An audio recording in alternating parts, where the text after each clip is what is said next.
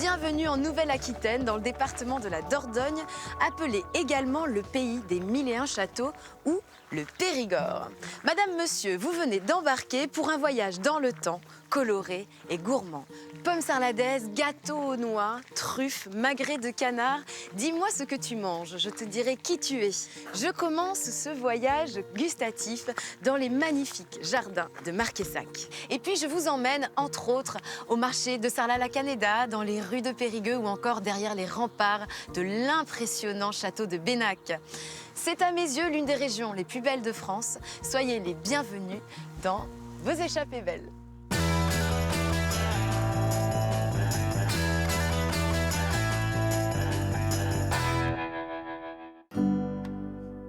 Tiga est invité à goûter aux saveurs du Périgord. Allez, Vivi. Moi, j'aime bien le canard. Bon, noix, c'est très bon aussi. Ça va bien avec un jus de truffe, un filet citronné avec un jus de truffe. Vous voyez les dindons et les poulardes. Toutes les saveurs. Moi, je sais ce qu'on va voir. On va voir Montbazillac et vous allez me dire ce que vous en pensez. Foie gras, la glace au foie gras, c'est incroyable. En matière de goût, il n'y a qu'une limite, l'imagination des Périgourdins. Allez, on va ramasser les orties. Dans les orties, il y a plein de bonnes choses. Et tu sais qu'en faisant ça, on risque de choquer les Périgourdins. Faire un macaron au foie gras, au chocolat. Oh là là, ça donne vraiment envie de finir son assiette. Entre deux visites, La première fois que tu roules dans un camion classe comme ça, là? Là, on va arriver à Narok-Kajak. C'est beau de voir le village se découvrir comme ça devant nous, là. Je vous aime beaucoup, Anna. Et moi aussi, je vous aime. entre deux rencontres, Il était temps que j'arrive. Quand il est pourri, nous on appelle ça la pourriture noble. Nous, on aimerait bien trouver une méthode pour produire le caviar sans tuer les poissons. avec Tiga, le Périgord, c'est entrée, plat et dessert. On peut se lâcher sur le buffet, hein. Bien sûr, c'est fait pour. Bon appétit! On va goûter? C'est pour nous? Ouais. Je me posais la question.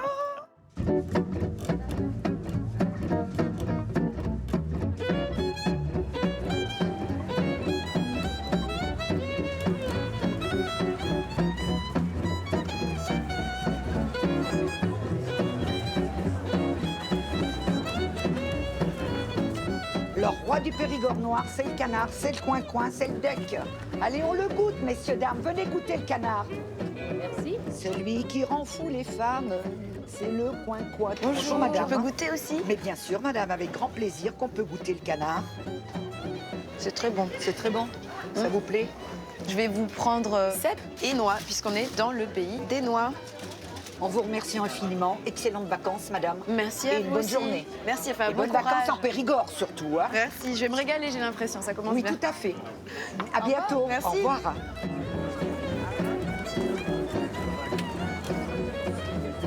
Salut, tu vas bien? Ouais, impeccable. Ouais. Je vais prendre des tomates. T'as quoi à me proposer? Les cœurs de bœuf roses, ananas, les beefsteaks. Des et les beefsteaks? Ouais. C'est quoi la beefsteak? La beefsteak, il y en a là. Tac, ça, c'en est une. C'est Ça, c'est les cœurs de énorme, bœuf ça. roses. Ouais. Ouais, je vais prendre une beefsteak. Je vais te prendre alors quelques petites tomates cerises. Ouais, vas-y, je te Tu me sers? Vas-y, vas-y, carrément. Bonjour, ce sont des cerises? Des petites tomates cerises, ouais. Enchanté, Sébastien. Sébastien, Goûte la tomate. C'est des vrais bonbons. Sur une tomate comme ça, un petit filet d'huile d'olive, un peu de basilic. C'est excellent. ça explose dans la Ah ouais. bouche. Avec Sophie. Tu fais quoi dans la vie? J'ai ouvert un petit salon de thé. D'accord, et tu sers des tomates. Je sers les tomates, on sert un peu de tout, quoi. Et en fait, j'essaie de m'amuser au maximum. Donc, avec des bons produits qu'on va pas spécialement retrouver dans un salon de thé. T'es du coin? Ça fait que 2 ans que je suis arrivé en Dordogne. Et avant ça, j'étais en Normandie, j'ai un peu bougé. Oui. Et ici, en Périgord, on trouve tout ce qui est foie gras, magret de canard, tout ce qui est produit noble qui fait la gastronomie française. Oui. Et donc, c'est une chance inouïe. Tac, tac. Voilà, jeune homme. Merci, Erwan. À la prochaine. Au revoir, Oui, ouais, à carrément. bientôt. À bientôt. À bientôt. Sébastien, est-ce que je peux t'accompagner sur le Bien marché? sûr, Sylvia. Merci beaucoup.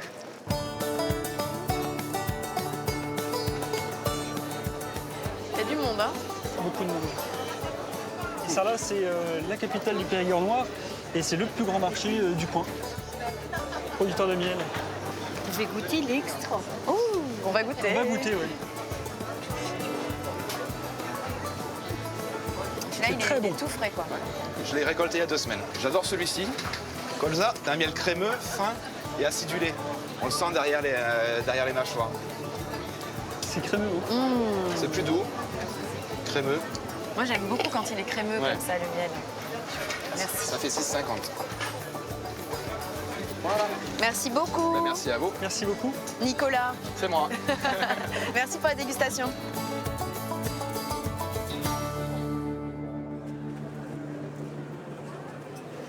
Qu'est-ce que c'est que cette grande porte magnifique? Donc c'est l'église Sainte-Marie et ça abrite le marché couvert. C'est hyper impressionnant. Il date de quelle époque ce bâtiment? Entre le 14e et le 16e siècle. Donc du coup, ça a été restauré par l'architecte Jean Nouvel en 2000. Faut imaginer que chacune de ces portes font 3,5 tonnes. 3,5 tonnes. C'est énorme. Pas de cambriolage ici, hein? Ah non.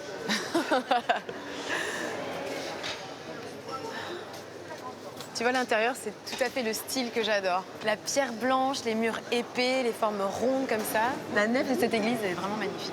On peut dire que Jean Nouvel a bien fait les choses. On va se diriger vers un producteur de noix. Oui. Parce qu'il ne faut pas oublier que la noix, c'est un peu le produit phare du Périgord. Est-ce que je peux vous aider? Ah oui, il y a tout à base de noix, là. Moi, ce que j'adore, c'est l'huile de noix.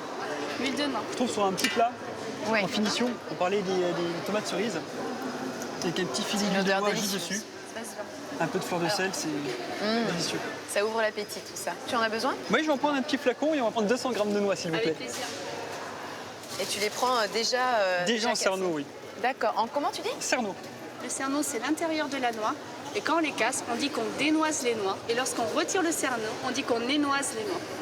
Voilà. C'est un petit peu compliqué. Ah, il y a un vrai vocabulaire de la noix. Voilà. Un vocabulaire à la noix, quoi. À la noix, tout à fait. Ah, super. Merci encore. Merci Bonne beaucoup. journée. Merci à Merci vous. pour tout. Très bonne journée. Au revoir. Bon, le marché se finit ici, Tiga.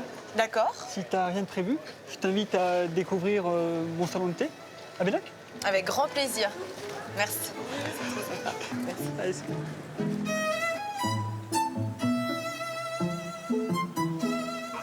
Allez, Bibi, allez, Bibi, allez, Bibi. Allez, Bibi. De tout le Périgord gourmand, l'emblème le plus représentatif, c'est l'oie et son fameux foie gras. C'est la volaille grasse par excellence, raffinée et prestigieuse. Pourtant, depuis une trentaine d'années, un autre palmipède, le canard, a réussi à gravir la première place des volailles les plus demandées. Aujourd'hui, dans le Périgord, on ne compte plus que 130 000 oies pour plus de 3 millions de canards. Plus facile à élever, moins cher, le canard, c'est la star du moment. Le canard, c'est un animal rustique. C'est joli, c'est jamais agressif. Hein. On parle toujours des jarres qui sont agressifs. Le canard a tendance à fuir, au contraire. C'est un animal sauvage, finalement, quoi. C'est peut-être moins domestique. On les sent sereins, ces canards, finalement. Donc, ici, il y a 10 canards, point barre, c'est tout. Retour à la ferme des oies de Turnac, où ici, les avis sont complètement différents. L'oie n'est pas agressive. Il n'y a aucun danger, on ne va pas se faire pincer. Il n'y a pas de problème de ce côté-là. L'oie, surtout dans le sarladé, ça a été toujours présente bien avant donc, le canard. L'oie est beaucoup plus jolie que le canard. Donc le canard, bon, il a tendance à baisser un petit peu la tête. Il n'a pas la même prestance que l'oie, donc. Hein. Si du côté des éleveurs, chacun semble rester sur ses positions, c'est à Sarlat, capitale du Périgord noir et du foie gras, que nous sommes allés voir ce qu'il en était du côté de la gastronomie. Jeune chef étoilé au guide Michelin, Maxime Lebrun a-t-il une préférence entre les deux volailles? Je ne me suis pas posé la question. En fait, quand j'ai envie d'oie, je fais de l'oie. Et quand j'ai envie de canard, je fais du canard.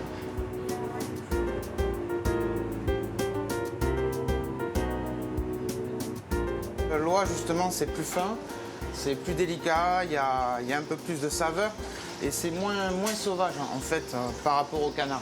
Le foie gras d'oie est conseillé pour faire des farces, du pâté, mais jamais pour le poêler ou on ne va pas forcément le mettre vraiment en grande valeur quand on va faire du foie gras mi-cuit. Donc ça, c'est une petite idée apéritif à base d'oie, justement. On fait un petit rond de pomme, un petit magret d'oie fumé et une petite mousse de foie gras.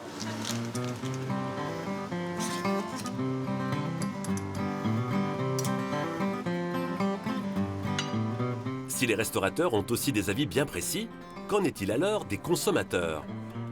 Direction Bergerac et son célèbre marché du dimanche pour y rencontrer quelques fins connaisseurs de bons produits du pays. Le nec plus ultra du foie gras, c'est l'oie. Parce que le vrai Périgordais, lui, il préfère le canard. Le canard, c'est grossier, c'est un goût... Un canard aux olives, ça va, mais un foie gras de canard, non. Ça dépend des goûts. Moi, j'aime bien le canard. Bon, ben, l'oie, c'est très bon aussi. C'est finalement tout au nord du département, à Varennes, qu'un troisième volatile pourrait bien venir s'immiscer dans la rivalité entre l'oie et le canard. Le dindon est de retour. Il parle. Allez. Il y a des amateurs de dindons et de dindes fermières, toujours. Il y a toujours des gens qui se demandent si le dindon ça se mange, parce qu'ils en voient tellement peu qu'ils se demandent si ça se mange. Mais oui, ça se mange et on fait pas de foie gras avec le dindon. Il y en a qui vous diront que c'est une viande sèche. C'est pas une viande sèche. Si la viande est sèche, c'est que ça vient soit du cuisinier ou de la cuisinière. Sinon, on fait de très bonnes rillettes, de très bonnes pâtés. Ça se découpe comme un poulet, même si la taille ça fait peur, sinon ça se découpe pareil, on le coupe pareil et ça se cuisine pareil. En tout cas, la viande de dinde et de dindon, c'est sacrément diététique. Et ça fait 2-3 ans même que c'est une volaille qui est redevenue, j'allais dire, traditionnelle sur une table de Noël. Le dindon sera-t-il le nouvel emblème du Périgord? En attendant, il a déjà sa statue officielle au centre du village.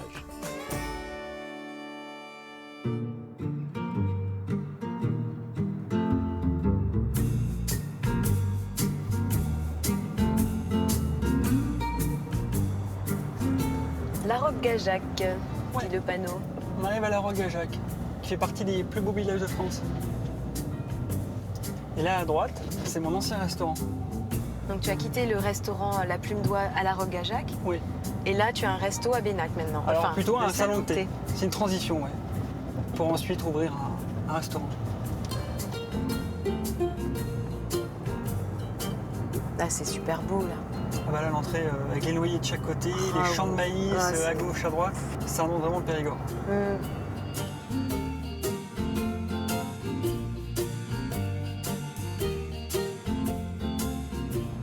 Bénac.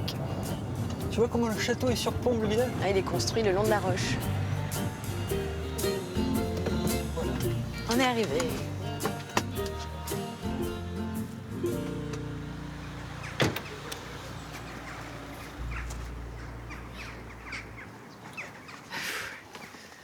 Ça monte, hein? Ah oui, il faut grimper là.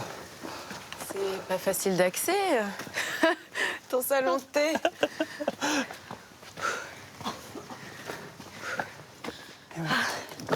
On va y arriver. Tu dois avoir des mollets en béton. T'as un salon de thé dans un village médiéval. Alors là, tu vas voir, c'est encore mieux que ça. Il est juste derrière ces remparts. Dans le château de Bénac? Dans le château, dans le Châtelet.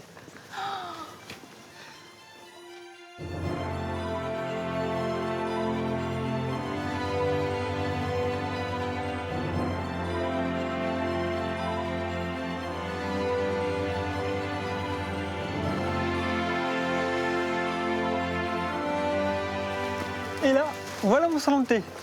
Là? Ouais, le Châtelet. C'est mignon. Oh là là, il est fabuleux ce château. Alors tu sais quoi, si tu veux, tu peux retrouver Benjamin. C'est un de nos guides. Il est très grand avec un trousseau de clés.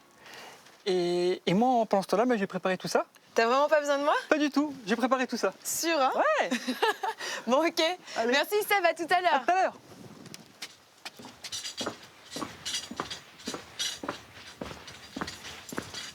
Bonjour. Bonjour. Benjamin, Oui, c'est ça. tu es le maître des clés. Je suis le maître des clés, ouais. Je viens juste de finir une visite, alors si tu veux, on peut en faire une autre. Allez, on est j'arrive reparti, au alors. bon moment. Ouais, on est parti. Alors ici, en face de toi, tu as tout le début de ce château. Hein.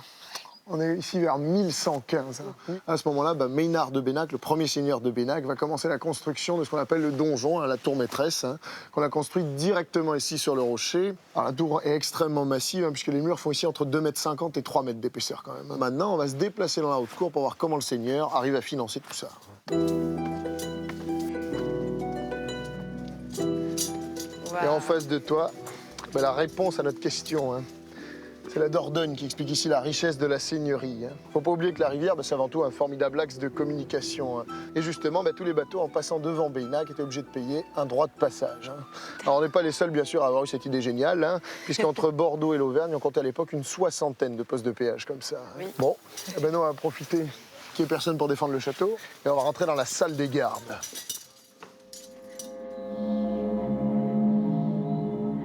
Là, on rentre ici dans les ténèbres du XIIe siècle. En face de toi, le plus vieux mur de ce château, l'expression militaire. C'est très impressionnant, Benjamin. Tu vas continuer à me faire peur longtemps comme ça? Ah ouais, je ménage pas mes effets d'ambiance. Arrive jusqu'au XXe siècle, tu vas voir. Quel voyage. Alors, changement d'ambiance, je te laisse découvrir. La grande salle des États du Périgord, c'est la plus grande pièce du château. Alors, on appelle ici cette salle la salle des États du Périgord, puisque c'est ici qu'à la fin de la guerre de 100 ans, les 4 principaux barons de la région se réunissaient jusqu'au XVIIIe siècle. C'est là où à la fois on va rendre la justice, mais également on va organiser les banquets au Moyen-Âge.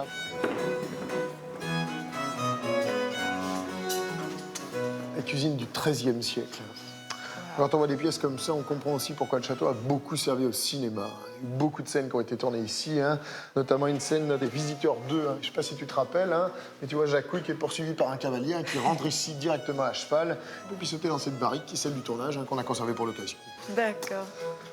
Au Moyen-Âge, la viande est gardée directement dans des tonneaux et des caisses remplies de sel. C'est la seule manière de garder ça en bon état. Et puis on a des crochets qui permettaient de suspendre la nourriture. Et puis on suspendait pas que ça, on suspendait aussi les bébés pour les protéger d'une seule et même chose, les rats. Faut juste pas les oublier là, bien sûr. Voilà. Et bien on traverse notre pont-levis. Je vais quand même te libérer. Ou comme pour les visiteurs, je te rends au XXIe siècle. Benjamin, merci pour ce voyage dans le temps. Bah écoutez. On se faisait la bise à l'époque ou pas? Ah, il se serrait plutôt la main pour vérifier que l'autre n'avait pas d'armes. Allez. À bientôt. Allez. À ciao, bientôt. ciao. Merci. Ciao.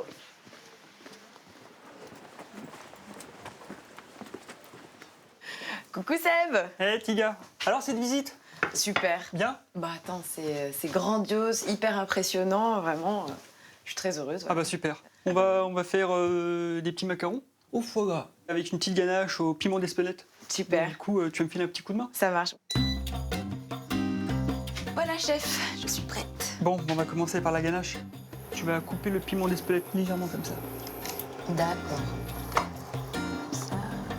On va en prendre une partie qu'on va laisser infuser dans la crème. Comme ça? Ouais, tout ça? Tout ça. Et hop. La crème va infuser avec le piment.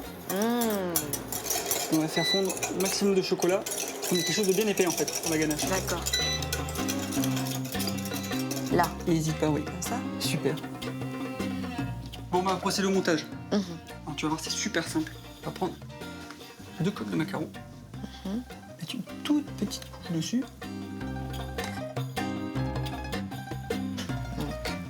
Et tu sais qu'en faisant ça, on risque de choquer les Périgordins. Faire un macaron au foie gras, au chocolat. Et au piment. Et au piment. Tac. C'est pas magnifique ça? C'est trop beau. Je te propose d'attaquer le foie gras différemment, cette fois-ci en salé. Et on va faire un foie gras au thé. Franchement, Sébastien, je vois pas du tout où tu veux en arriver. Un thé au foie gras. Tu vas voir, c'est magnifique. Le foie gras entouré de feuilles de blé. Waouh. Sur les deux faces, pour avoir un petit coloration caramel. C'est très, très beau. Hop, je te le pose. Deuxième assiette, tu vas prendre légèrement du thé tout autour. Oh là là. Super. Quelques noix qu'on a trouvées sur le marché. Et on va finir par l'huile. L'huile de l'ange. On va goûter? C'est pour nous? Ouais. Je me posais la question.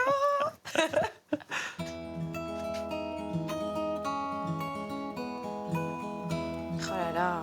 La vue de ta terrasse. Je vais redire un mot, mais c'est magnifique. Hein? C'est magnifique.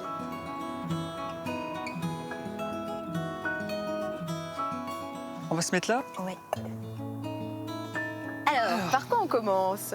Maman, je t'aurais bien Le chaud proposé ou le froid? de commencer par le chaud, oui.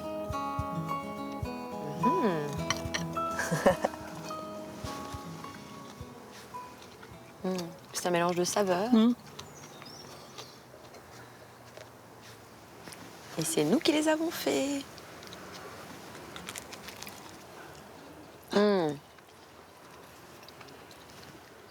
C'est dingue, hein, ça explose dans la bouche. Là, t'as plein de goûts différents. Donc je suis surpris moi-même. C'est génial. C'est très énorme. Bon. Merci beaucoup, Sébastien. Mais écoute, y a pas de quoi. Ça a été un plaisir. Je commence très bien mon voyage.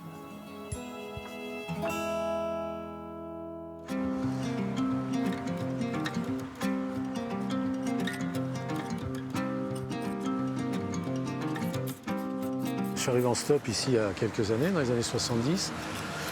Et à la vue du château, j'ai décidé de m'installer. Artiste peintre, Jacques Hurtaud est tombé amoureux du Périgord, de ses paysages et de ses couleurs.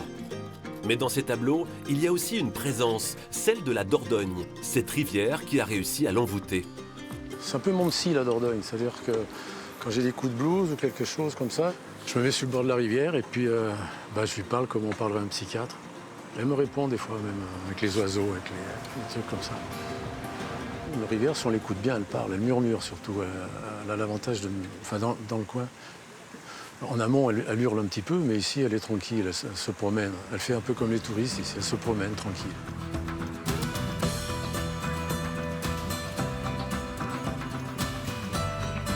Née il y a des millénaires, la rivière Dordogne est chargée d'histoire et de mystères. Elle traverse le sud du Périgord au milieu d'une succession de forteresses et de châteaux, témoins de son passé guerrier que l'on peut découvrir à bord de canoës ou de gabarres. Dans ces eaux, on trouve des poissons minuscules, mais aussi des géants de plus de 2 mètres que Frédéric Delmaret traque au petit matin. Ça fait maintenant près de 35 ans que je navigue sur la rivière, donc je l'ai vu évoluer. Et sur ce secteur, elle a conservé ses aspects sauvages puisqu'elle est très protégée par la végétation très dense. C'est mystérieux. Ça va bien avec la relève des filets puisqu'on a posé des filets hier soir et on ne sait pas trop ce qu'on va y trouver ce matin.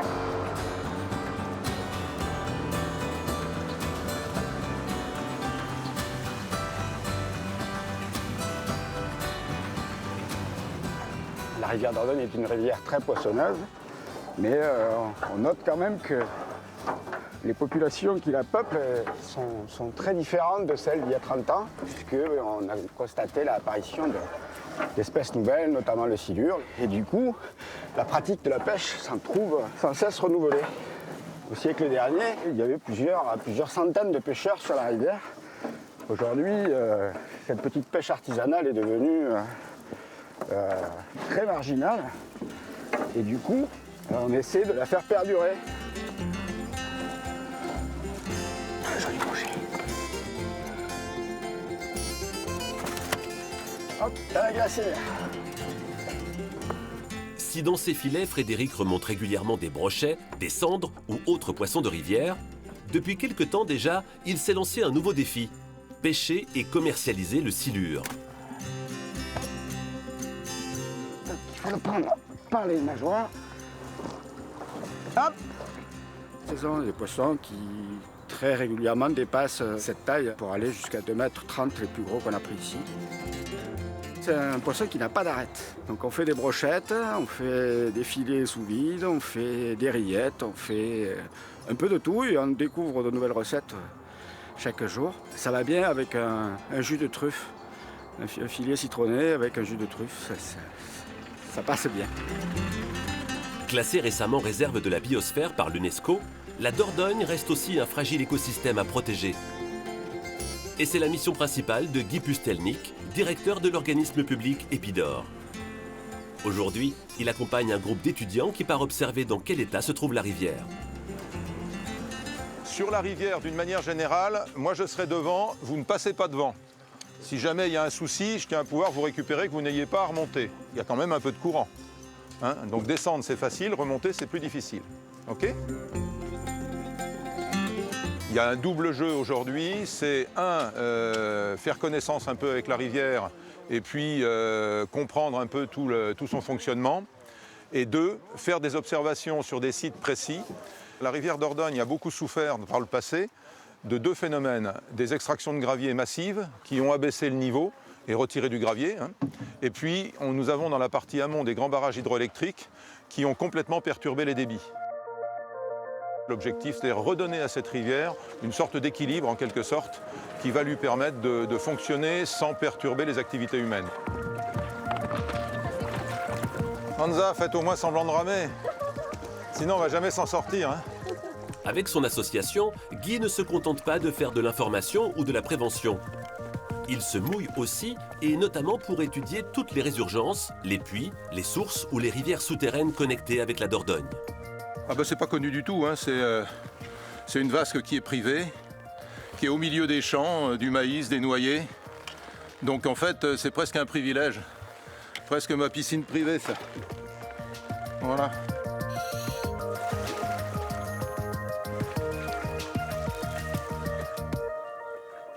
Ces résurgences vont dans la Dordogne et servent entre autres à l'alimentation en eau potable ou à l'irrigation.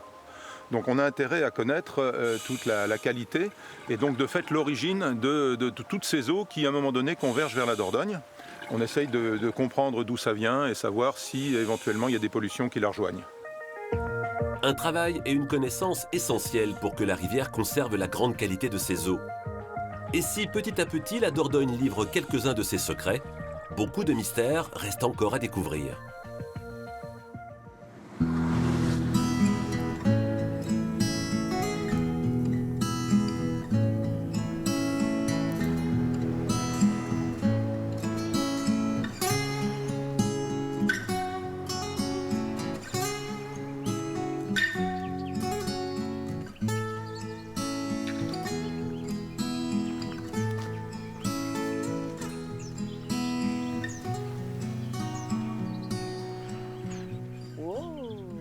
Bravo, jolie prise.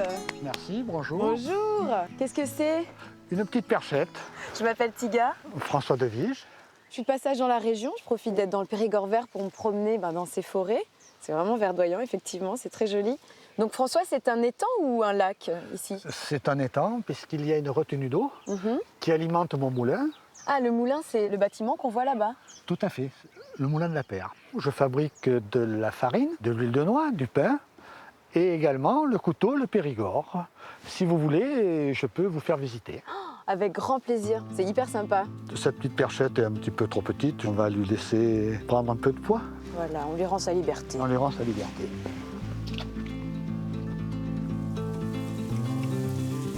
Ah, les roues du moulin. Et voilà les roues du moulin. La grande, celle de droite, diamètre 3,80 m, qui alimente les deux meules pour la production de farine, d'huile de noix. Et la petite, à 2,90 m de diamètre, qui alimente le matériel de forge qui sert notre production de lames pour les couteaux. Les couteaux du Périgord.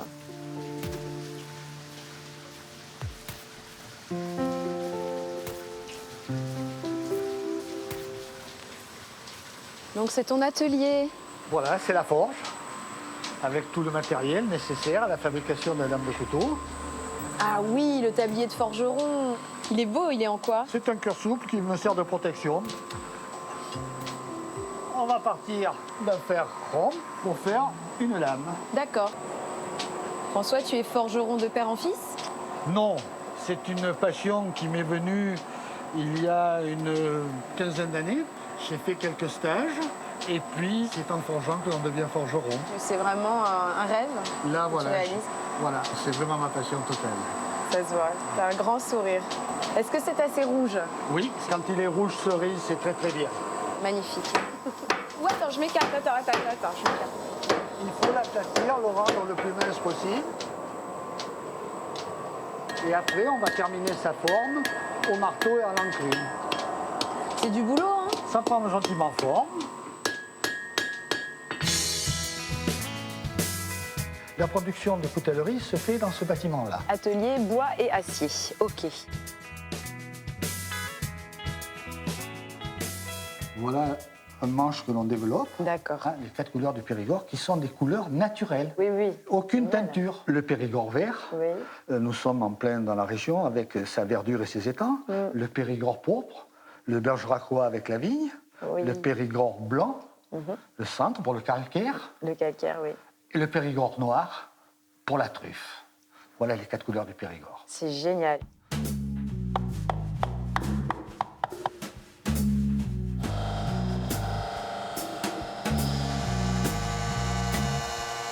Le couteau est prêt à être commercialisé. Un si beau couteau fait main, ça coûte combien? Dans les 80 €, il y a environ. J'aurais jamais pensé rencontrer un coutelier aujourd'hui. Et c'est pas tout, j'ai encore plein d'autres choses à te faire voir.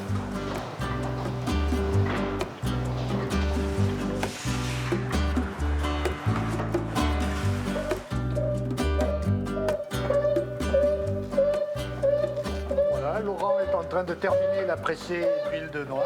Bien. Je te propose de goûter l'huile de noix. Voilà, tout juste sortie du pressoir. Elle est tiède. Elle a un super bon goût et elle sent très très très bon. 10 kg de cerneau, 5 litres d'huile, et nous allons la laisser reposer 8 jours avant de la mettre en bouteille. Il faut la laisser décanter, voilà. Je dois livrer les couteaux à ma fille à Brantôme. Est-ce que tu veux bien m'accompagner? D'accord, avec grand plaisir.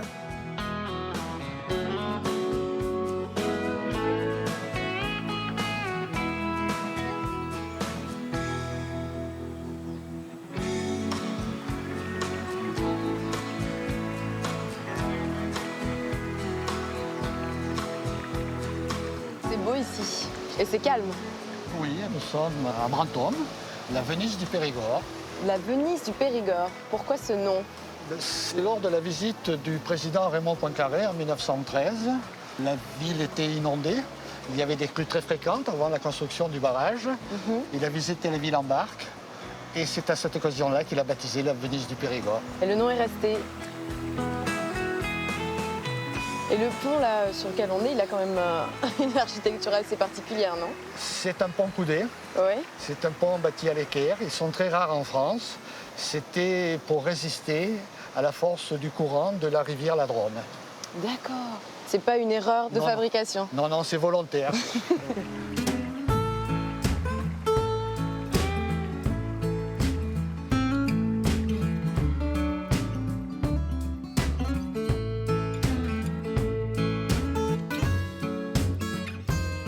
Nous arrivons à la boutique de Florence. Toc toc. Bonjour. Bonjour, enchantée. Tiga, je te présente Florence. Enchantée, Tiga. Bonjour, je peux te faire la bise? Bien sûr. Ma fille aînée qui s'occupe de la boutique de Brantôme. Bienvenue à Brantôme. Merci. J'ai rencontré ton père au bord d'un étang. Voilà, il pêchait tout à l'heure. Et il m'a gentiment proposé de visiter le moulin et puis là de l'accompagner sur cette petite livraison. Voilà. Parfait. Voilà. Je vais les mettre en place. Vous imaginez peut-être que dans 100 ans, je sais pas, on mettra le couteau du Périgord, affaires familiales depuis 2000. Ah ben, ça serait le rêve. Ça serait magnifique. Tiga, on va aller déguster une glace chez mon ami. Ah mais parfait. Je vais te faire goûter quelque chose de très surprenant. Le glacier de Brantôme. Bonjour Florence. Bonjour Florence. Bonjour. Voilà Alors. Tiga, alors qu'est-ce qui te tente? Allez, alors, qu'est-ce qu'il y a de bon? Foie gras. Foie gras? La glace au foie gras? Ça éveille ma curiosité, là, la glace au foie gras. Ah, mais là, ça parle à tous les gourmands. Je vais goûter celle-là, c'est sûr. Vous êtes des fous quand même. Hein. Glace au foie gras, j'avais jamais vu ça. Pourtant, j'ai des origines landaises. Eh oui. Alors, et noix du Périgord, forcément. Avec un petit goût de noix fraîche, c'est magnifique. Et dans le Périgord, on a de très bonnes noix. Ah oui. Merci beaucoup. Oh là là, c'est du foie gras frais, c'est délicieux. Et la noix, La noix est le délicieuse. Périgourdin. Pour un producteur d'huile de noix, je retrouve tout à fait Ah, le goût. voilà. Là, on est sur la noix fraîche, c'est très bon, c'est vrai.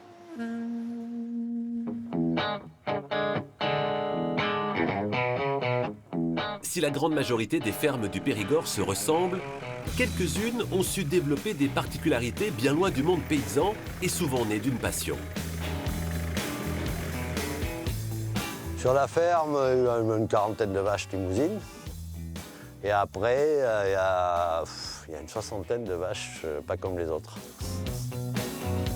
Dans sa ferme de Saint-Guéraud, Jacques Moulaine transforme chaque été une de ses prairies en salle d'exposition.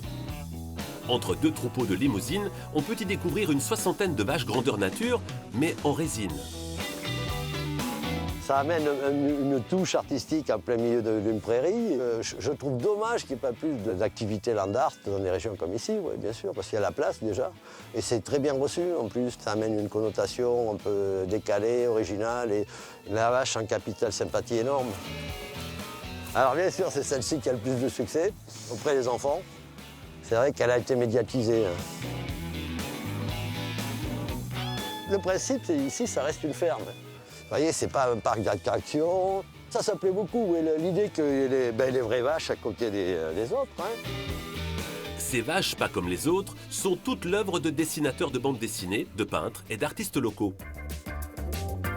Une des raisons du succès de l'exposition, c'est que ça amène la bonne humeur. Ça représente plein de choses, la vache, je crois, c'est pour les gens, la nourriture, etc., la maternité, je sais pas. Mais d'ailleurs, j'ai pas de taureau en résine ici. Ça pas un taureau, c'est pas même symbolique. Hein.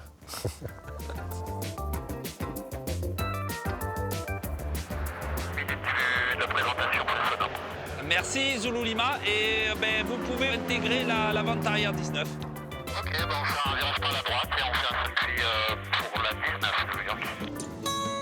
À quelques kilomètres de Bergerac, la ferme du Robérotte est aussi une ferme pas comme les autres. Thierry Roussel, passionné d'aéronautique, y a installé une piste d'aviation privée. La première fois qu'on est venu ici, c'était en 96, 97 peut-être. On est loin des tarmacs, des contrôles, des files d'attente. C'est un endroit unique.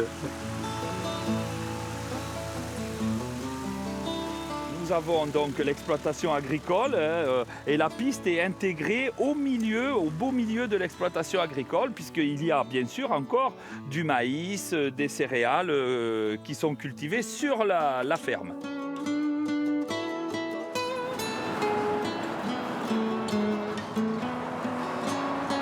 Ça c'est le Jodel D112, mon premier avion. Depuis tout petit, j'aime toujours l'aviation. Ça ne passe pas. Je crois que c'est un fait.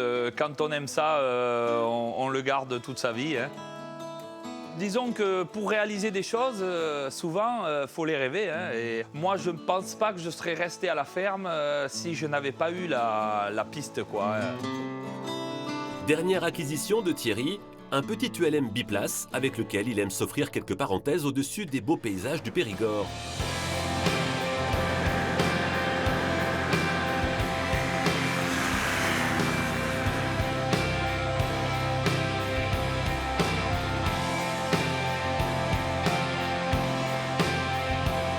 La ferme est idéalement située à proximité de la vallée de la Vézère et des châteaux de la Dordogne. Et jamais Thierry ne se lasse de survoler cette région qui l'émerveille toujours autant. Il propose même des vols découvertes.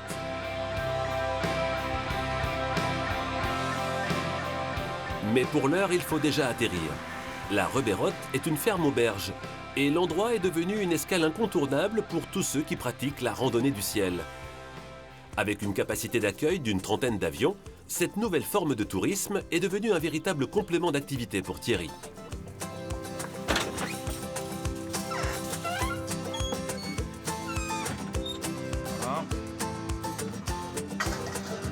Bon, ça change du contrôle des avions. Là, c'est la cuisine, là. Alors, mijoter à la graisse de canard, hein, puisque nous, on fait tout à la graisse de canard. On a notre foie gras, on a nos magrets, on a nos confits. Tout est fait sur place, hein, voilà.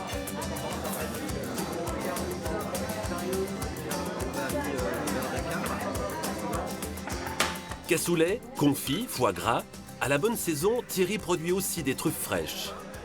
Mais son plus grand bonheur restera d'avoir réussi à associer son travail à sa passion pour les avions et de pouvoir trinquer entre pilotes, dont beaucoup sont devenus des amis. Merci de nous accueillir ici.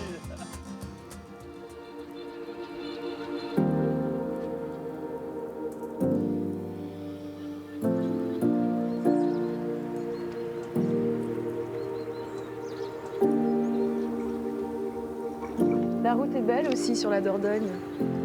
Pour moi, c'est la partie la plus belle de la Dordogne. T'es né ici, Thomas? Non, moi je suis né en Angleterre. Je suis venu ici à l'âge de 8 ans. Et depuis, t'es resté en Non, je suis Dordogne? resté là jusqu'à l'âge de 19 ans, quand j'ai quitté l'université. D'accord. Et je suis parti au Portugal, en Espagne.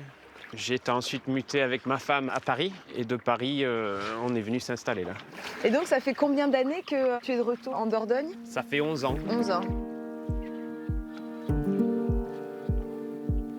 Et alors, qu'est-ce que tu fais, Thomas, ici? Là, depuis quelques années, je suis en train de monter une entreprise, donc les Pirates du Périgord. Les Pirates du Périgord. Voilà. Actuellement, nous tournons dans les villages avec un vieux camion d'avant-guerre où l'on fait la pizza au feu de bois. D'accord, t'as un food truck. C'est un food truck, ouais. Alors, je parie que tu mets du foie gras dans tes pizzas. Non. Non. Le foie gras, c'est très bon sur le pain, mais pas sur la pizza. Mais pas sur la pizza. Et alors, du coup, tu mets quoi? Tu mets du magret? On peut mettre du magret, on met du confit. Du confit. On met J'adore ça. du cabécou, du rocamadour. Les fromages du coin, les deux, Fromage du coin, oui. Il y a un peu de remous, là, sur Oui, la Dordogne. ça secoue, ouais. Ça secoue. J'avais pas prévu ça, moi. Kayak extrême. Vaut mieux prendre de la vitesse, là? Oui. Wouh! Oh my God!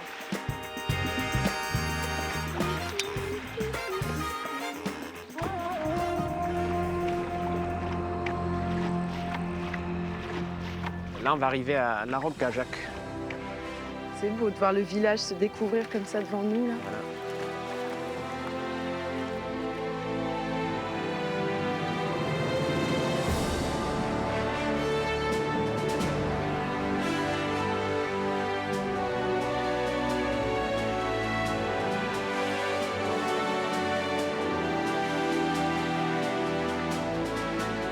Alors là, tu es à l'Auberge des Pirates. C'est ton repère. Oh. C'est quoi comme voiture, ça? Alors, c'est un camion U23 Citroën des années 43. Donc, c'est un camion qui a fait la guerre, que moi, j'ai récupéré dans les bois. Donc, il y a de l'histoire. Donc, quoi, tu es aussi mécanicien? De passion, surtout. Il est magnifique. Tu as refait les peintures? Oui, on a fait toute la transformation.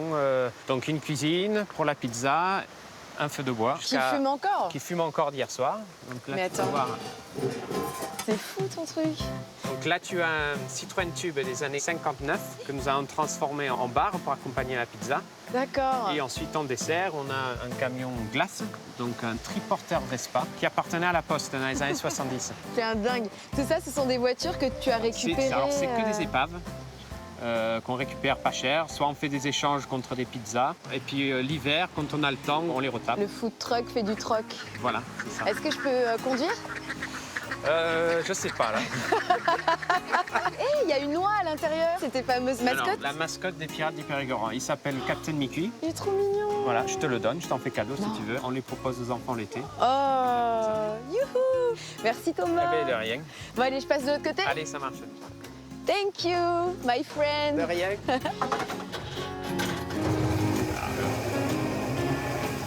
c'est en roulant que tu fais cuire tes pizzas, quoi. Ouais.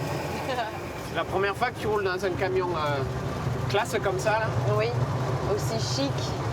C'est bien, hein? Ouais. Ça doit être le camion pizza le plus vieux de France.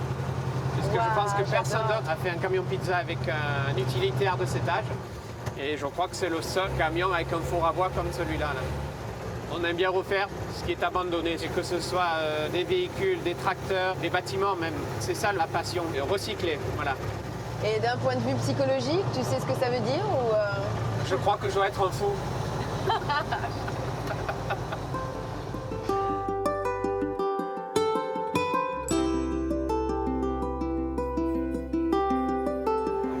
On va s'arrêter vite fait à la Villa Romaine. Il faut qu'on organise un brunch de mariage. Un brunch de mariage, chouette.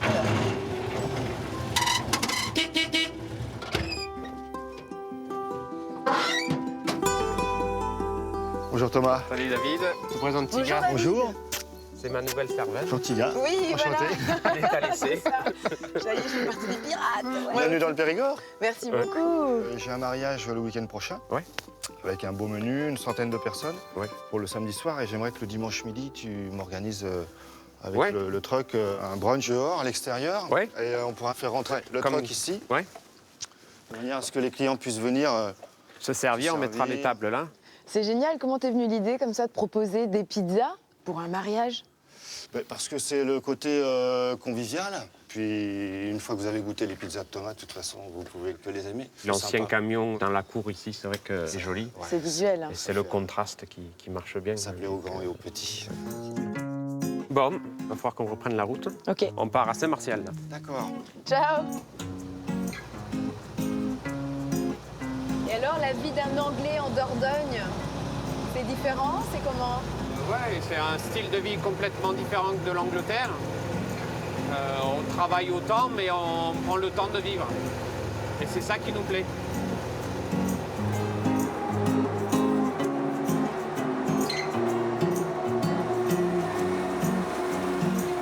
Tu veux que je te guide? Ouais, vas-y, descends. Un peu. Là, ça m'a l'air bon. Là, donc on va aller se brancher chez une amie à nous, Anna. Ah, t'as besoin d'électricité. Voilà. Bonjour Anna. Bonjour monsieur. Ça va?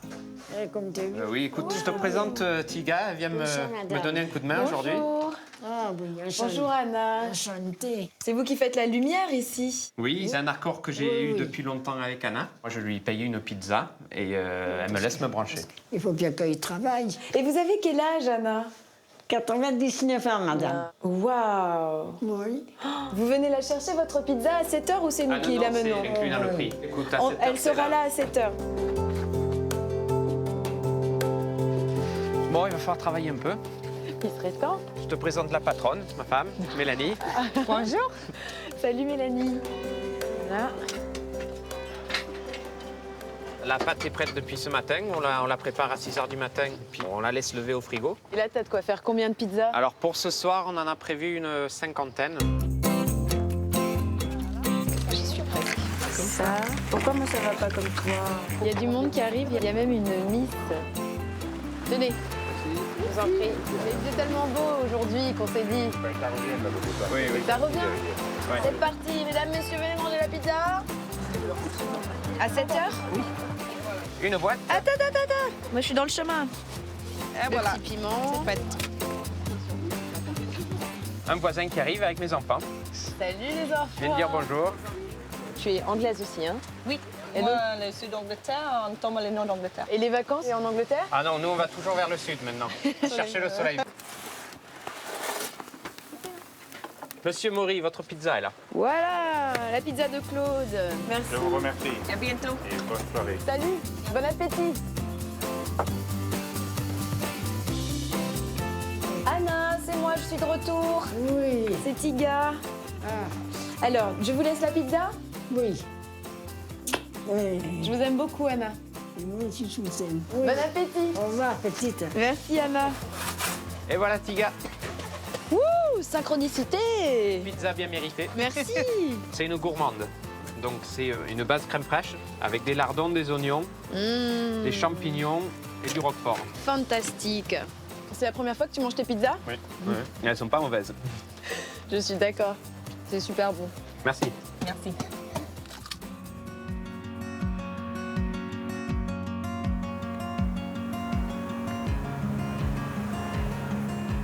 L'exode rural n'est pas une fatalité. En voie de désertification voici seulement quelques années, le village de Saint-Pierre-de-Frugy, aux confins du Périgord vert, a radicalement inversé la tendance en misant sur l'écologie et la qualité de vie. Des décisions novatrices prises par la nouvelle équipe municipale emmenée par le maire Gilbert Chabot.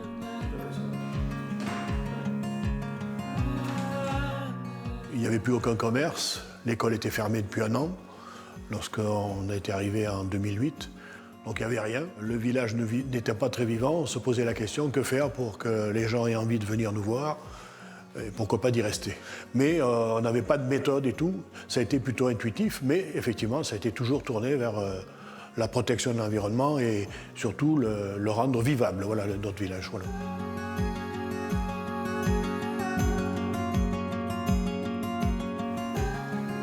Plus de pesticides ni d'herbicides. Priorité à la biodiversité.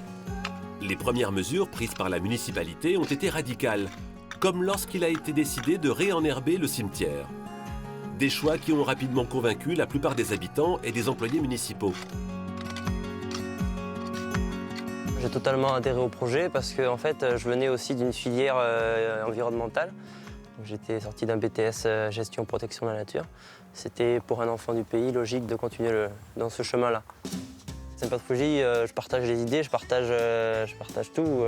On n'est pas une commune à grand budget non plus, hein, donc on a fait ça avec nos moyens. Et donc oui, au fur et à mesure des années, on est devenus des exemples.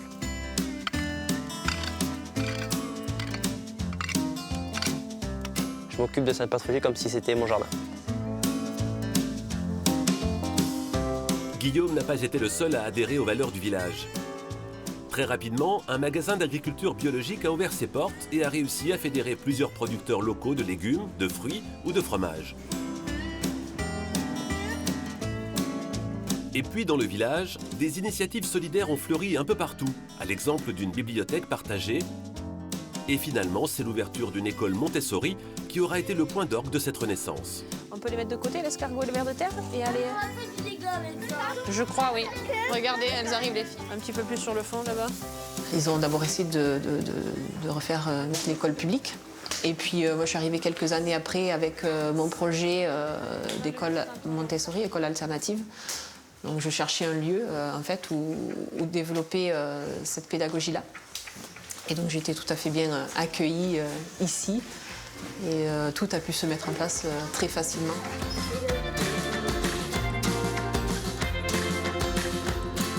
C'est une initiative qui fonctionne parfaitement bien puisque depuis la création de l'école, on en est à la 3e année et le nombre d'élèves continue de croître. La première année, il y a eu 6 élèves d'inscrits. Après la 2e année, on a eu une quinzaine d'élèves. Et cette année, on est à 20 élèves dans l'école. Voilà. Saint-Pierre-de-Fougy vit une véritable renaissance. Seulement, une école dans un village, ça ramène beaucoup de vie. Pour l'instant, il est prometteur l'avenir. Magnifique.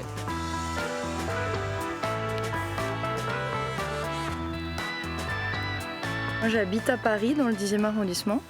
Et voilà, je vais quitter Paris très rapidement pour venir dans cette belle région. Ce village répond à pas mal de questionnements en fait, actuels en rapport avec l'alimentation, avec le bio, pas mal de choses, même notre rapport à l'environnement, à l'écologie. Et voilà, en plus, c'est dans une vallée pleine de forêts, c'est magnifique. Enfin, ça répond, ouais, enfin, en tout cas, moi, ça répond à pas mal de besoins et d'envies que j'ai de vie simple, en fait. Donc, moi, je suis venue voir un peu comment venir vivre ici. À l'exemple de Chloé, ils sont de plus en plus nombreux à vouloir venir s'installer dans la commune, à tel point que la mairie s'est transformée en agence immobilière. Les demandes d'installation sont extrêmement nombreuses. On ne peut pas répondre à tout d'ailleurs. Mais là, ce sont des nouveaux arrivants, justement, un couple avec trois enfants. Donc, il y a une maison qui était inoccupée depuis très longtemps et donc ils viennent de l'acquérir. Avec la réouverture du bar-restaurant, le village a retrouvé une âme. On s'y retrouve, toutes générations confondues, et l'on commente toujours la renaissance incroyable du village. Véronique, la secrétaire de mairie, dit que quasiment tous les jours, il y a des gens qui appellent, savoir s'il y a une maison à vendre sur Saint-Pierre-de-Fougy, parce que la démarche intéresse. On est vraiment dans une démarche d'avenir. L'avenir, justement, Gilbert Chabot l'envisage déjà. Son nouvel objectif, un village entièrement autonome en énergie.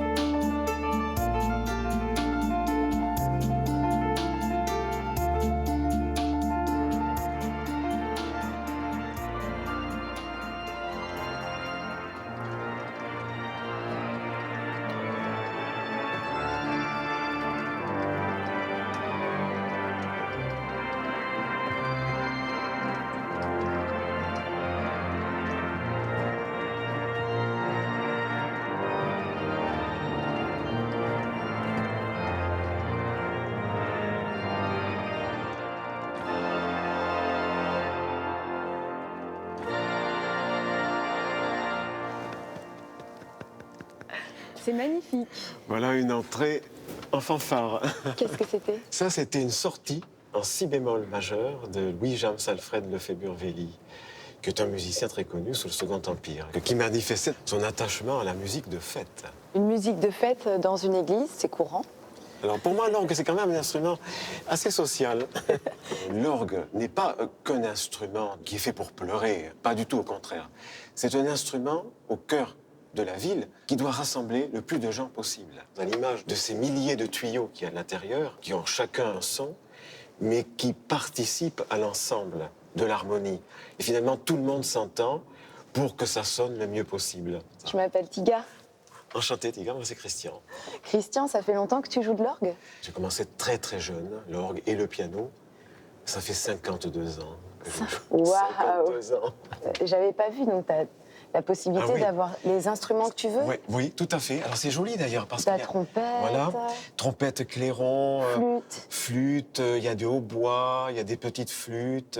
Si je mélange mal mes familles de tuyaux, ce sont des registres, ça va très très mal sonner. Mais si mes ingrédients sonores, je les mets bien ensemble, ben là c'est magnifique.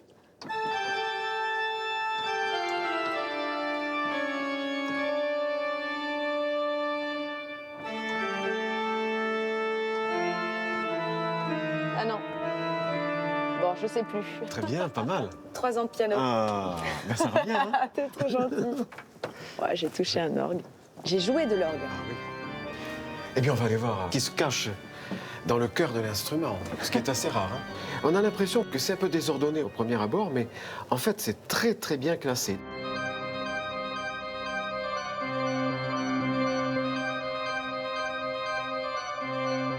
Ah oui, effectivement, c'est précis. Et on aperçoit juste derrière la façade les tuyaux de la montre. On voit des lumières. On voit des lumières qui brillent entre les tuyaux, c'est très joli.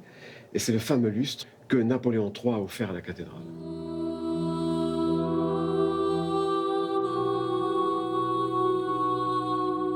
En fait, il représente la Jérusalem céleste. C'est beau, ça, dis donc. Avec le monde qui est l'arrondi et en haut, une espèce de château doré qui représente l'aboutissement, tout ça. Et le plan de la cathédrale est comme ça. Il y a les carrés du sol et l'arrondi du ciel. Tout est basé sur cette signification ici. Et ce, dès l'origine. Hein. Oui, oui, oui.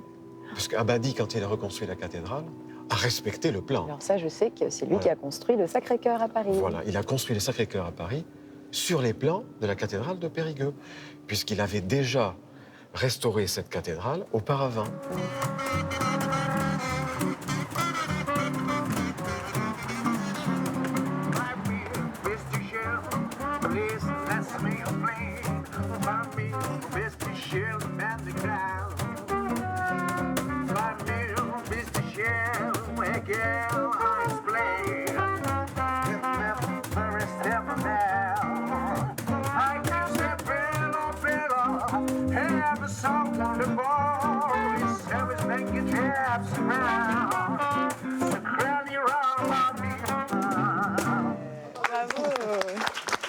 Merci.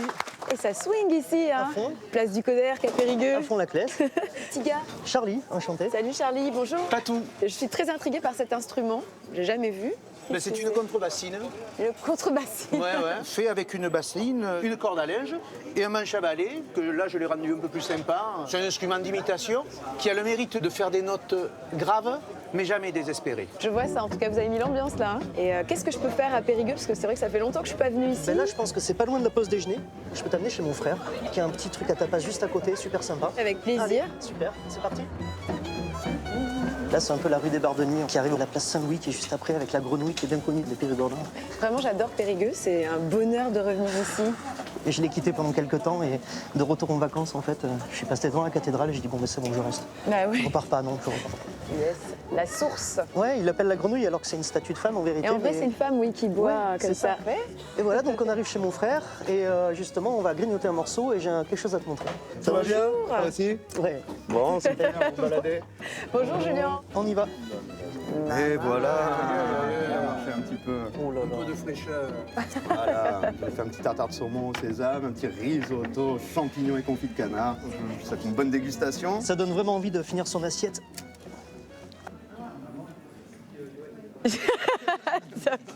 Tu manges du carton. Non, c'est une assiette en son de blé comestible et compostable. C'est une alternative aux assiettes plastiques et à tous les produits polluants. C'est un peu raide, c'est du son. C'est sec, ça a un bon goût quand même. Ouais, c'est un goût un peu de vieux pain, enfin, des choses comme ça, un peu de pain. C'est très croquant Mais au c'est début. pas fait pour être mangé, c'est juste pour prouver que c'est entièrement naturel. Et c'est ce que tu fais toi? Ouais, les assiettes en plastique sont une vraie pollution, c'est interdit bientôt d'ailleurs en France. Et le son de blé, c'est un déchet. On en a énormément, il suffit de le presser avec un peu de vapeur. Et ça devient une assiette qui passe au four, qui passe au micro-ondes. Ah oui? Ouais, qui résiste au liquide. T'es en avance quand même. Non, je suis au bon moment. T'es au bon moment. Ouais. Je vous copie les garçons. Santé, il faut toujours finir son assiette, quoi, c'est ça le principe. Ah j'adore. Et du coup, toute ta vaisselle, ce sont ces assiettes-là. Ouais, c'est-à-dire que les assiettes, on trie et ensuite elles partent au compost pour un ami paysan autour qui nous fournit aussi les légumes, donc ça s'inscrit dans un cycle, quoi. Il en donne même à manger à ses vaches. Bah, si nous on le mange. Tu voudrais y aller faire un tour? Ouais. Faut y aller faire un tour. On va aller chez Alain, ouais.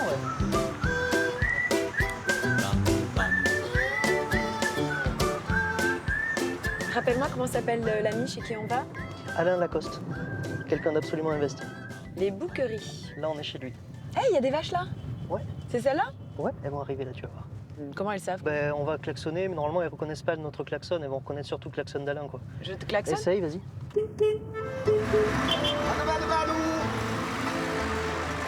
Ça va Alain? Oui, Tiga. Alors, on m'a dit que tu donnais à manger des assiettes à tes vaches. On fait un sandwich à l'assiette. Tu arrives et elles sont là. Elles sont domestiquées. Banou, banou. Banou, banou, banou. Vas-y, croque. Lui, c'est Nounours. C'est le papa. Il y en a une qui arrive là-bas. C'est la dernière, c'est la vieille. C'est la plus vieille du troupeau. Et elle s'appelle comment ça là? C'est Paquerette. Paquerette. Ah bah oui. On parlait d'elle, voilà, ça y est. T'es le seul dans la région à faire des vaches? Dans la région, non. Sur la commune, on n'est plus très nombreux. À l'époque de mon père, il y avait 30 agriculteurs. Aujourd'hui, je crois qu'on est 3, 4. Après, oui, en Dordogne, il y a beaucoup de vaches, oui. Des limousines comme ça, ou des vaches laitières, ou des blondes d'Aquitaine. Je suis ravie de vous avoir Merci, rencontré, Tigane, de nous bon avoir courage. Et puis continue avec ton concept là. Je pense que tout le monde va adhérer. J'adore. C'est pas que pour les vaches. Hop. Allez hop. Voilà. Envoyez ces dégradés.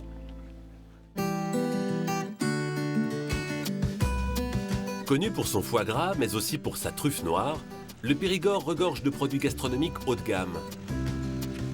C'est à Neuvic, sur les berges de l'Isle, un affluent de la Dordogne, que Laurent de Verlange a décidé de se lancer dans la production d'un nouvel or noir, du caviar 100% français. Depuis tout petit, je voulais travailler avec les poissons. Ça aurait pu être de l'aquariophilie ou un élevage de truites. Mais il s'est trouvé qu'on est dans un grand changement de paradigme. Le caviar sauvage a disparu. La France a commencé l'élevage plus tôt que tout le monde. Et il y a vraiment une opportunité à montrer qu'en France, on sait faire de très bon élevage d'esturgeons pour produire le meilleur caviar possible dans le monde.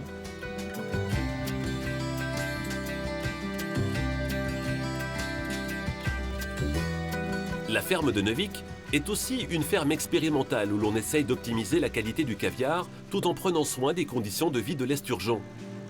Qualité de l'eau ou alimentation, rien n'est laissé au hasard dans cette ferme qui se veut aussi respectueuse de l'environnement. On est les seuls à faire du bio parce qu'on trouve que c'est meilleur pour la santé des humains, donc ça devrait l'être aussi pour les poissons. Et le but, c'est quand même qu'on ait des poissons en bonne santé. Là, l'idée, c'est encore de baisser progressivement le taux de graisse pour avoir une alimentation la moins grasse possible, pour avoir un caviar qui soit le moins gras possible en fin de vie.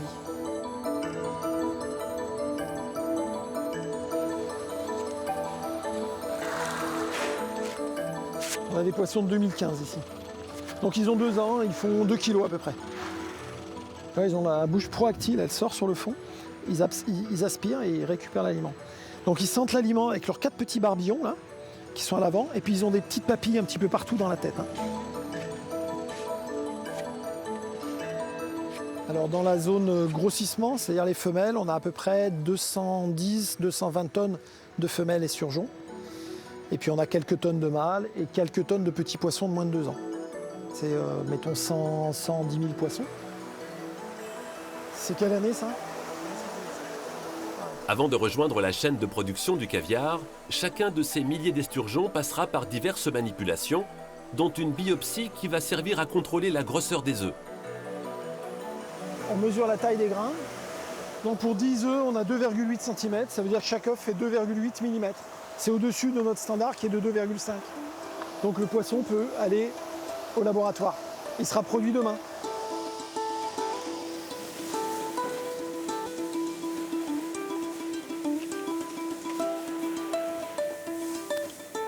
Quand on ouvre le poisson, on voit apparaître 2 poches ovariennes, qui sont les gonades, et c'est ce qui va nous permettre d'extraire le caviar. Aujourd'hui, ce poisson-là, il est de 2010. Ça veut dire que pendant 7 ans, on l'a élevé pour produire le caviar. Alors, il va être transformé de la tête à la queue. On va faire des filets, on va utiliser la peau. Donc, nous, on aimerait bien trouver une méthode pour produire le caviar sans tuer les poissons. En attendant de trouver la solution pour ne plus tuer les esturgeons, les œufs prélevés vont devenir, cette fois encore, et en quelques étapes seulement, un produit gastronomique de luxe. 3 tonnes de cet or noir sont produites ici chaque année pour des prix allant de 2 500 à 8 000 € le kilo.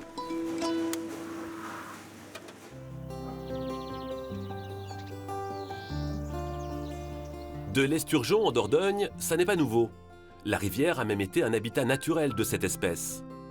Pêché pour sa chair, l'esturgeon faisait le bonheur et la fierté des pêcheurs et ses œufs nourrissaient les poules.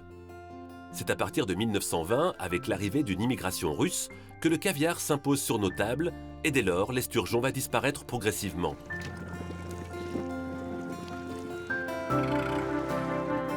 Aujourd'hui, un programme national tente de repeupler les rivières Dordogne et Garonne avec le sturio, l'esturgeon sauvage européen, une espèce protégée. Le programme, en fait, a pour objectif de sauver l'espèce et de restaurer l'espèce à partir de captures d'individus sauvages qui ont été ramenés au centre de Saint-Seurin-sur-Lys en lieu des reproductions artificielles pour repeupler et déverser en fait ces larves et ces juvéniles dans le milieu pour remettre en état en fait l'espèce d'esturgeon européen. Chargée au sein de l'association Migado du bon suivi de ce programme, Vanessa Laurence est aux petits soins pour ses protégés. Température 19,6, oxygène 8. Conductivité 185. Ok. Le bassin Garonne-Dordogne a été choisi, on va dire naturellement, par le plan national de sauvegarde de l'espèce, parce que c'est le dernier bassin versant où ont été observés des esturgeons sauvages en fait. Et une fois que l'espèce aura été restaurée dans ce bassin, on pourra aller travailler sur d'autres grands fleuves français et européens. On ne connaîtra le succès du programme de sauvegarde que dans plusieurs années, le temps que les premiers esturgeons adultes reviennent en Dordogne pour se reproduire. L'espoir de voir cette espèce sauvage définitivement sauvée.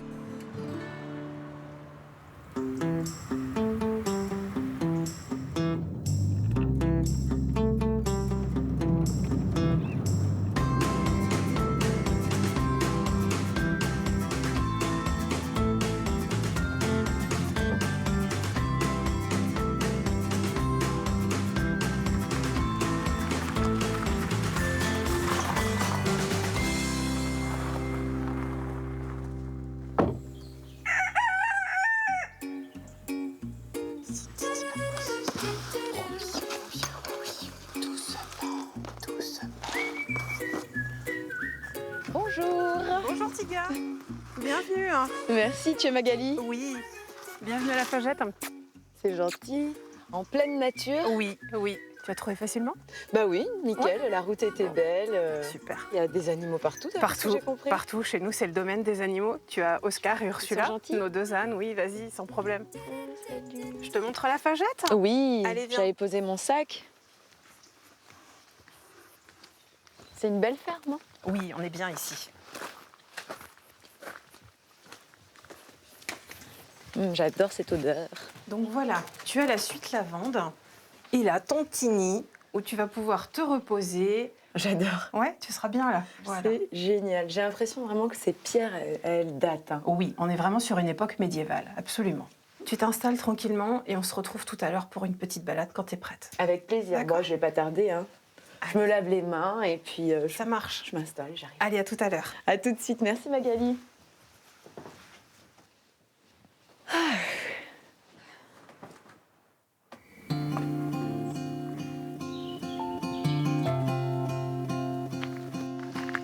parti.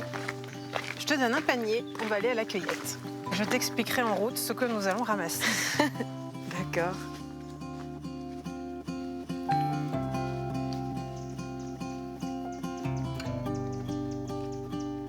Et ça fait combien de temps que tu as ouvert ce gîte? Eh bien, écoute, on est arrivé il y a 3 ans avec Christophe. Christophe, c'est ton mari? Oui. On vendait de l'électroménager et on était concepteur de cuisine. On a voulu changer de vie, on habitait à côté du Puy du Fou. D'accord. Et puis, on s'est dit, voilà, il faut faire autre chose. On avait envie d'autre chose. Et voilà, envie de nature, d'authenticité. Tu connaissais déjà le Périgord noir? Non, pas du tout. Moi, je suis arrivée là un jour, Christophe m'a emmenée et je me suis dit, ah oui, ça va être là, effectivement. Ouais. Et pas de regrets? Ah non, aucun. Chaque jour qui passe, on se dit qu'on a bien fait.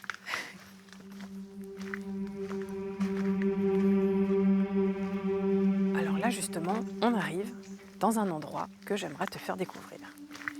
Donc ici, c'est un lieu hautement important, puisqu'il y a eu une apparition. Une jeune bergère aurait vu la Vierge en 1814, alors qu'elle avait 14 ans. Waouh. Comme tu peux le voir, il y a plein de messages. C'est un lieu, effectivement, où les gens viennent se recueillir, déposent leurs prières, leurs souhaits. Et il est dit que chaque message, chaque prière est exaucée. C'est pour ça que tu vois autant de messages avec des merci un peu partout. Tu as vu son regard? Moi, personnellement, j'arrive pas à la regarder dans les yeux. Il y a vraiment quelque chose. Cet endroit, qu'on soit croyant ou pas, il y a vraiment quelque chose. Attends, je vais faire un vœu. Ça y est. Écoute, j'espère qu'il se réalisera.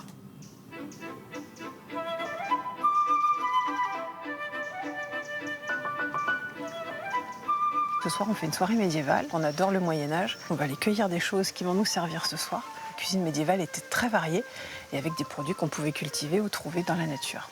Allez, on va ramasser les orties. Les orties. Voilà, donc on va mettre son petit gant, bien sûr. Tu as juste besoin de prendre les têtes. On va pas s'intoxiquer avec ça. Ah non, au contraire, tu sais que dans les orties, il y a du fer, il y a du magnésium, il y a plein de bonnes choses. À l'époque, on en mangeait énormément. D'après toi, c'est comment le goût de l'ortie, hein? Piquant. Eh bien non, justement, c'est très bon. Un dîner médiéval. Eh oui, quelle idée, franchement. Vous avez l'habitude de faire ça? Oui, on en fait régulièrement l'hiver, hein, parce que l'été, bien sûr, il fait trop chaud. Nos clients aiment bien ce côté, on remonte le temps d'une soirée. Tiga, je pense qu'on a la quantité. Ok. On va pouvoir rentrer à la maison et donner tout ça à Christophe. Il va préparer l'entrée, puisque ce sera l'entrée. Hop, j'arrive. Ne va pas te piquer. Voilà.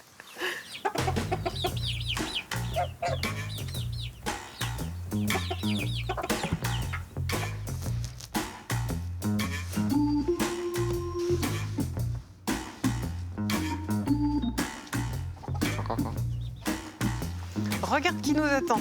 Ah, j'imagine que c'est Christophe. Eh oui, voilà, je te présente Bonjour. Christophe, mon mari. Bonjour Christophe. Bonjour Tia, bienvenue. Merci. Très belles orties. Ce que je te propose, c'est que je t'échange ton panier d'orties, je te confie les œufs que je viens d'aller ramasser. Très bien. Et puis j'embauche Tiga à la cuisine. Allons-y. Allez, je vous laisse. À plus tard. Ok Magali. À plus tard. Merci pour la balade. De rien. Bon, on n'est pas trop en retard? Non, tout devrait aller. C'est beau ici. Oui, donc là c'est la salle où nous allons dîner ce soir. Donc ce que je te propose, c'est d'ébouillanter un peu nos orties. D'accord. Pour les manger. Vas-y. C'est une soupe alors que tu vas faire? Non. Je mets tout ça, c'est bon? Vas-y. Ça les nettoie. Et surtout, ça enlève le côté urticant. Et maintenant, donc plus qu'à attendre. Je te laisse faire dorer tes oignons. Donc nous allons préparer une cive de sanglier à l'hypocrase. Sais-tu ce qu'est l'hypocrase? Non, pas du tout. C'est du vin médiéval. Le vin, à l'époque, était pas foncièrement très bon. D'accord. Surtout pour le bas peuple. Et donc, on le parfumait avec des épices et du miel. Vous êtes passionné d'histoire ou pas à la base? Oui, tout à fait. C'est aussi pour cela que nous avons choisi cette région, qui est très riche en histoire. Oui. Nous faisions aussi partie d'une troupe de reconstitution médiévale avant. D'accord. Ce qui nous a permis d'acquérir des connaissances aussi en termes de cuisine médiévale. Nos petits légumes anciens, racineux, comme à l'époque. Donc tu as des topinambours, des panais et des navets. Ça m'a l'air parfait. Hein. On le laisser mijoter tranquillement.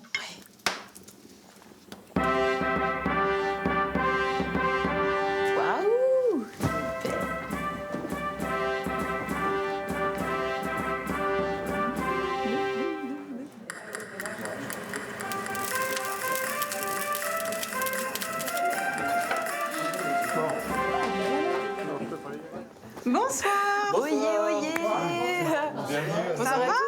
bah, je suis la dernière. Oui. Eh oui, on n'attendait plus que toi. Soit toi. Ça va? Oui. Vous êtes magnifique. Toi aussi. T'es splendide merci, ce soir. écoute, c'est superbe. Vous En m'avez fait un princesse. beau cadeau. C'est génial. Bienvenue. Merci. À la vôtre, à votre santé. Santé. Donc pour accompagner l'apéritif, les fameuses orties que tu as été choisir tout à l'heure, pesto d'ortie, fromage de chèvre et pignon de pain. Donc vous avez vos couverts, dont un qui n'était pas présent à l'époque du XIIe siècle. D'après vous, lequel? La fourchette. Et pourquoi la fourchette? Faut manger avec les mains. Non. Le diable. Bravo! Superbe! C'était la queue du diable. Et la queue du diable était interdite. C'est pour ça que tous les couteaux, à l'époque, étaient des couteaux pointus qui faisaient office de pique.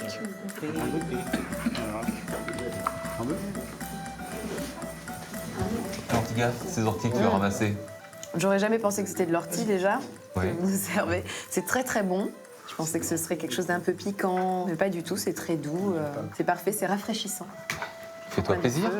Ouais, je vais me Il en resservir. reste. Ça vous plaît à tous, hein? Quand on ne parle pas, c'est que c'est bon. J'ai oublié de vous préciser, donc il n'y a pas de serviette, ça n'existait pas. Donc, messieurs, dames, vous essuierez sur la nappe. Mais il n'y a pas de honte et pas gêné, ceci après. Quand tu te lèves, tu gardes ta serviette. Je suis sûre que ces amuse-bouches vous ont mis dans l'appétit. Oui, on voyait les dindons et les poulardes. Très bien. Allez, c'est parti. Merci beaucoup. Je voulais vous remercier pour ce voyage dans le temps, cette reconstitution. Je propose qu'on trinque à votre bonne santé et à la santé de mes nouveaux copains. À ta venue. Merci à tous les deux, merci beaucoup. Santé. Et bon appétit.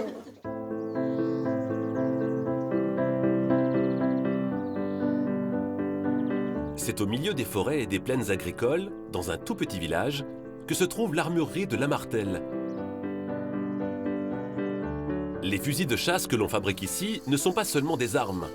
Ce sont aussi de véritables œuvres d'art.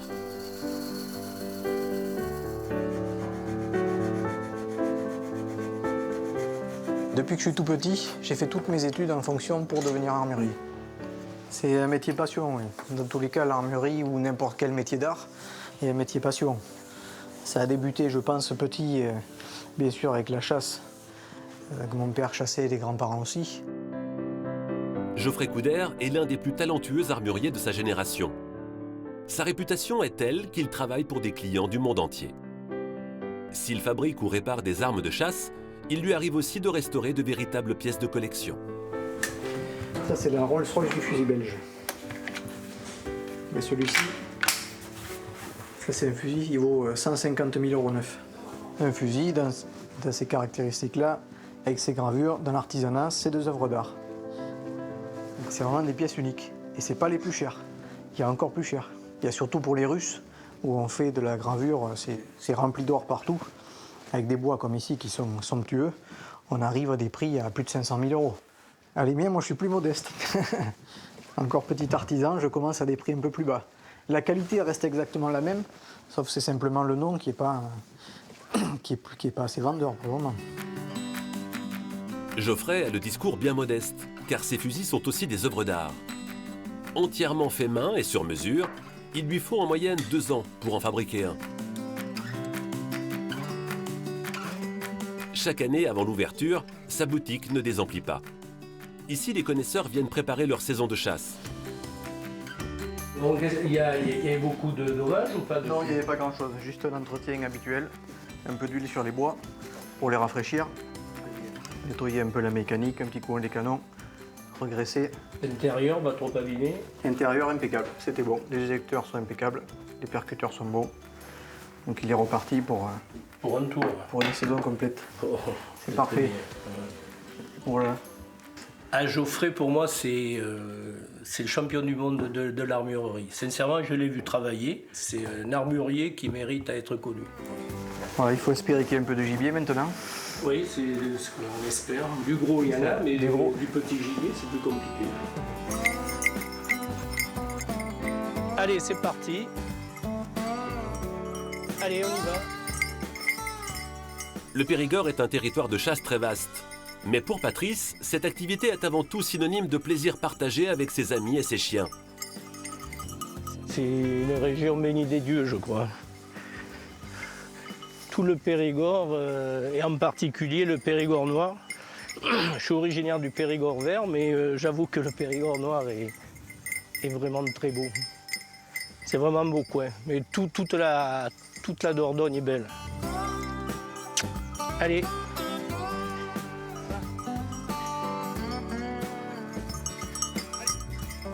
C'est ce qui est fabuleux, c'est de voir chasser les chiens. Sincèrement, mais ça a piété, donc où c'est des perdreaux, c'est faisant.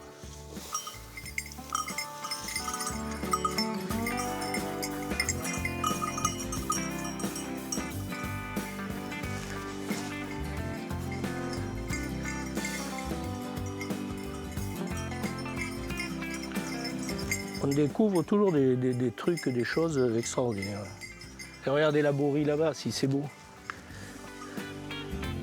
À défaut de gibier, une partie de chasse en Périgord, c'est surtout l'occasion de redécouvrir tout un patrimoine oublié. Et puis, de toute façon, dans l'assiette, il y aura toujours un peu d'oie et de canard.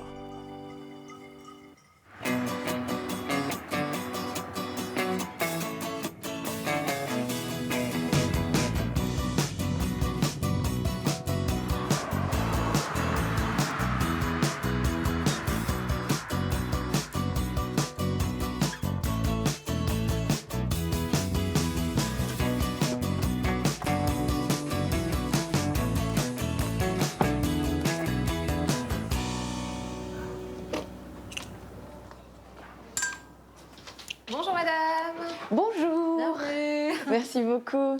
Je n'ai pas de réservation, je viens juste d'arriver sur la commune de Montbazillac et j'aurais souhaité juste boire un petit verre. Oui, très bien, je vous accompagne en salle. Par ici, s'il vous plaît. Plutôt en terrasse? Oui, bien sûr. Merci. Oh, il y a de jolies couleurs.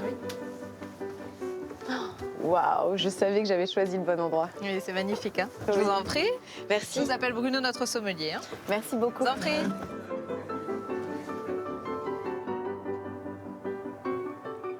Bonjour. Bonjour Bruno, vous êtes le sommelier? Oui, tout à fait. Je m'appelle Tiga.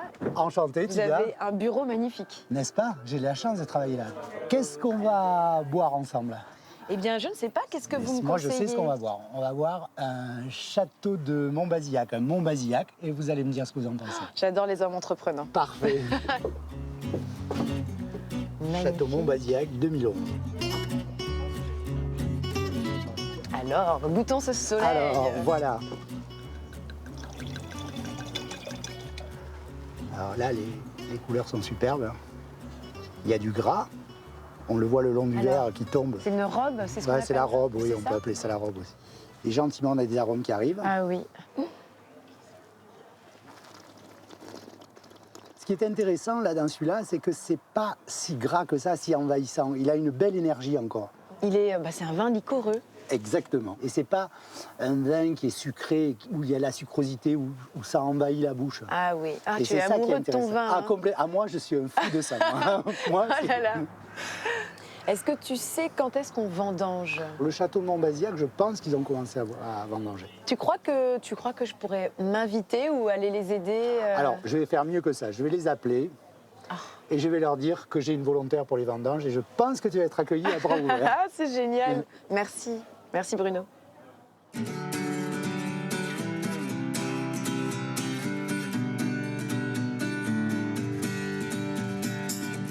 T'es où, Liliane? Là, je suis là.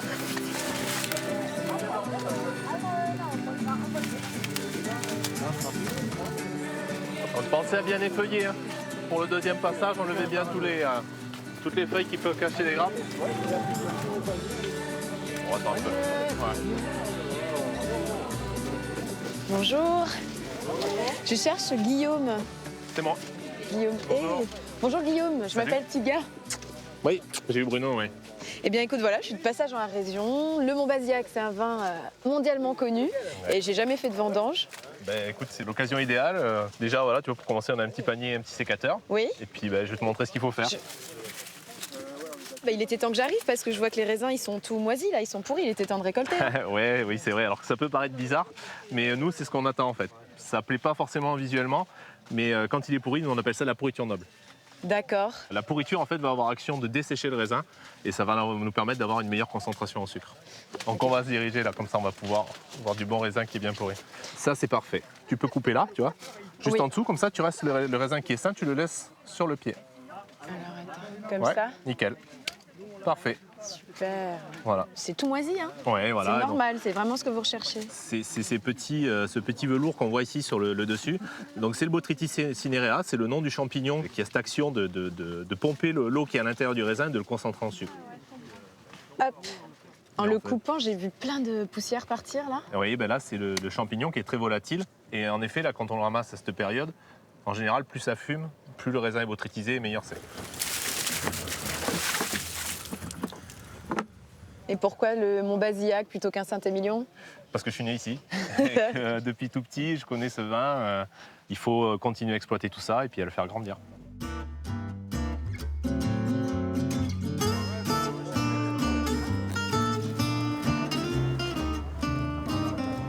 C'est vraiment magnifique ces châteaux de Mont-Bazillac, ça. C'est la coopérative qui s'occupe du château? Voilà. C'est votre association? C'est des 50 viticulteurs qui sont copropriétaires du château et qui entretiennent le bâtiment, mais aussi les vignobles. Et là, donc, après l'effort, Le réconfort. le réconfort. Donc là, il y a un petit peu tout le Périgord qui est concentré. Ce qui peut être sympa, c'est de goûter un vieux Mont-Bazillac. Écoute, ouais, un vieux, c'est un verre. quel âge? Eh bien, un vieux Mont-Bazillac, ça peut être à partir d'une dizaine d'années. Et là, par exemple, on a un vin de 90. Waouh! Déjà, on voit, dès que le vin évolue, qu'il est un petit peu, qu'il y a une oxydation lente qui se passe, ça va en fait modifier la couleur et aussi modifier les arômes. Quelqu'un veut un petit peu de 90? J'ai goûté, c'est mon année de naissance.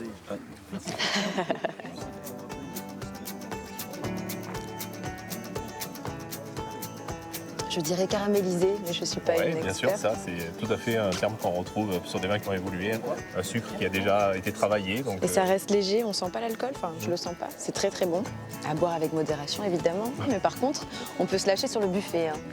Bien sûr, c'est fait pour. Ah voilà l'omelette. Omelette au cèpe, ouais.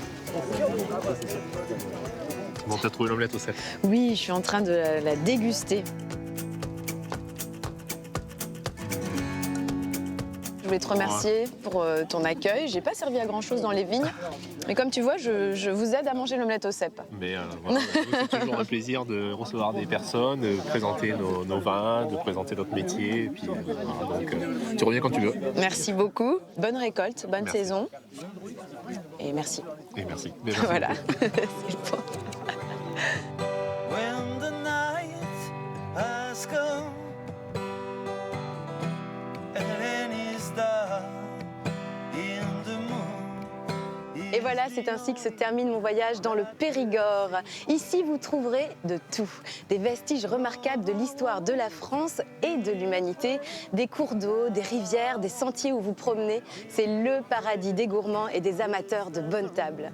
Du repas médiéval aux plats les plus créatifs de notre 21e siècle, j'ai été surprise et je me suis régalée. Chers amis périgourdins, merci pour votre accueil et bravo. Continuez à préserver votre environnement naturel et notre patrimoine. Ma traversée des 4 couleurs du Périgord a été un voyage généreux et riche, comme tout ce que j'avais dans mon assiette. Je vous dis donc à très bientôt pour de nouvelles échappées belles. Ciao.